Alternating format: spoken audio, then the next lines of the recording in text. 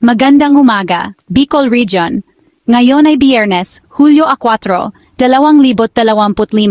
Narito ang inyong weather at tropical disturbance update. This is presented to you by Education 4708. Just proceed to view the full content. Asahan ang maulap na kalangitan sa buong Legazpi ngayon, na may posibilidad ng mga pagkulog at pagkidlat sa umaga, susundan maulap na panahon. Ang temperatura ay mula 26 hanggang 32 degrees Celsius. Ang Bicol ay nananatiling nasa ilalim ng impluwensya ng habagat na magdadala ng mga kalat-kalat na bagyo sa buong rehiyon ngayong weekend. Kinilala ng Pag-asa bilang isang tropical depression, ang Bising ay kasalukuyang nasa 200 kilometro sa kanluran-hilagang kanluran ng Calayan, Cagayan. Mayroon itong maximum sustained winds na humigit kumulang 45 kilometro kada oras na may pagbugso hanggang 55 kilometro kada oras at kumikilos patimog kanluran sa bilis na 20 kilometro kada oras. Orihinal na isang LPA malapit sa Aurora at Isabela, lumakas ito at naging tropical depression. Bising sa loob ng 24 na oras simula, Hulyo 2. Hinihila ng Bising ang moisture at pinapalakas ang habagat na patuloy na magdudulot ng katamtaman hanggang malakas na pag-ulan sa Northern Luzon at sa buong rehiyon ng Bicol hanggang Linggo.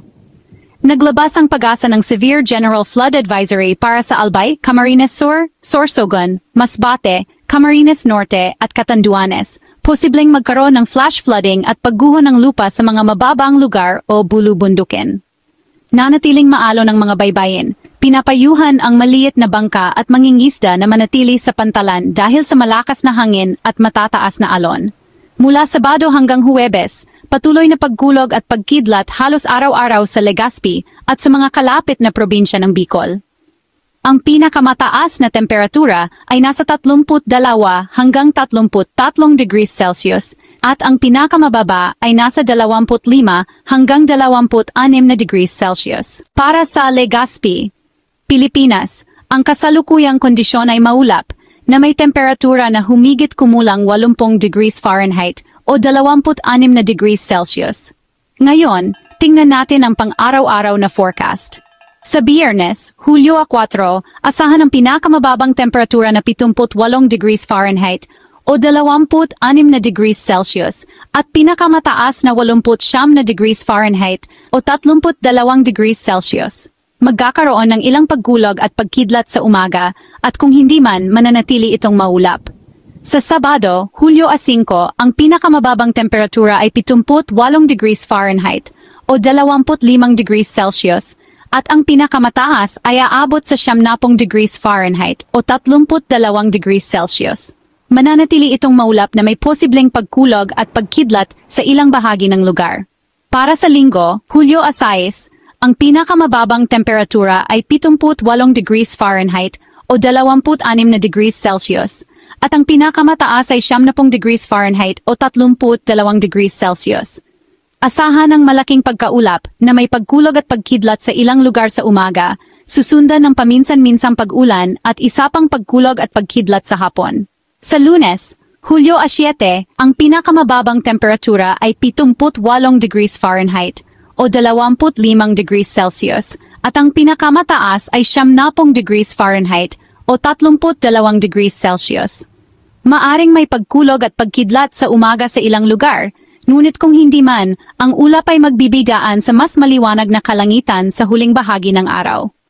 Sa Martes, Hulyo 8, ang pinakamababang temperatura ay 78 degrees Fahrenheit o 26 na degrees Celsius at ang pinakamataas ay 90 degrees Fahrenheit o 32 degrees Celsius.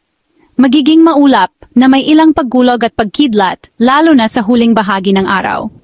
Sa Miyerkules, Hulyo 9, ang pinakamababang temperatura ay 77 degrees Fahrenheit o 25 degrees Celsius at ang pinakamataas ay 89 na degrees Fahrenheit o 32 degrees Celsius. Asahan ang maulap na kalangitan, pagkulog at pagkidlat sa umaga at pagkatapos ay paminsan-minsang pag-ulan at isa pang pagkulog at pagkidlat sa hapon. Sa wakas, sa Huwebes, Hulyo 10, ang pinakamababang temperatura ay 75 degrees Fahrenheit o 24 na degrees Celsius na may pinakamataas na 88 degrees Fahrenheit o 31 degrees Celsius.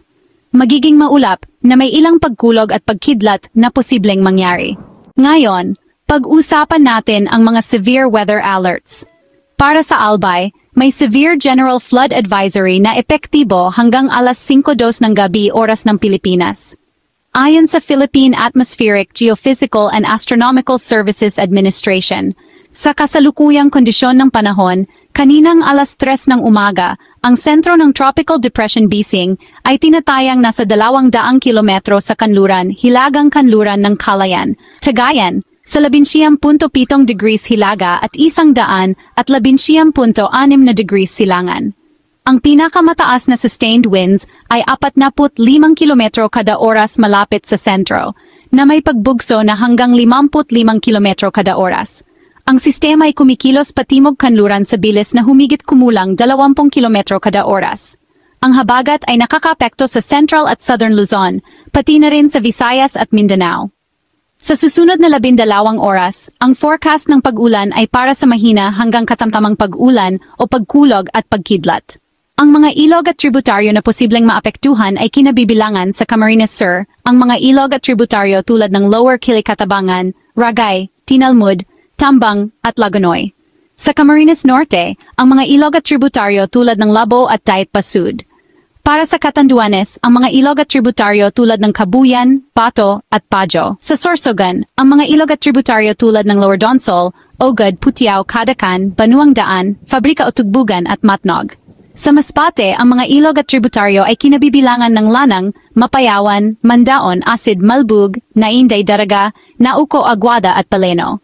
Para sa Albay, ang mga ilog at tributaryo lalo na ang Ginali at Upper Donsol ay nasa panganib. Ang mga taong nakatira malapit sa mga dalisdis ng bundok at sa mga mabababang lugar ng mga sistemang ilog na ito, pati na rin ang mga Local Disaster Risk Reduction and Management Councils na may kinalaman ay pinapayuhan pa ring maging alerto sa posibleng flash floods.